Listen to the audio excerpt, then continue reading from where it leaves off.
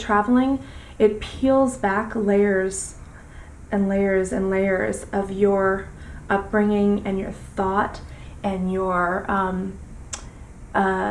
culture, and you realize that so many things that you do or think are the right way to do things are just taught to you over time.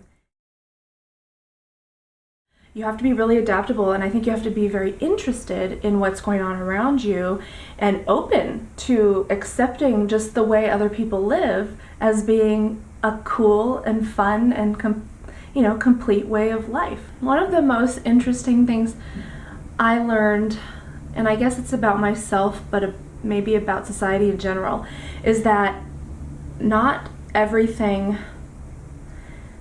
I don't know how to say this, what you think is right, absolutely right, for the whole world over, is not.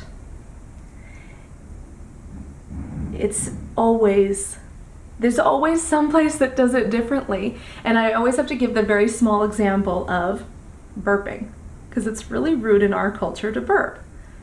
In Morocco, it's a sign of having enjoyed your meal. I mean, that's the exact opposite.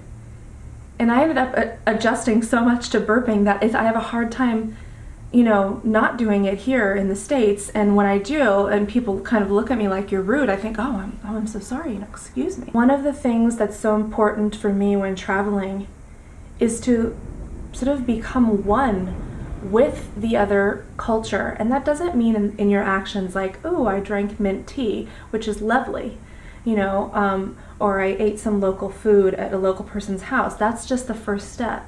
It's actually changing your mind to think like they do about families, about life, about religion, about love. That's when you really start to understand what's going on and accept people as equal. I just really like to encourage people to travel and to see for themselves.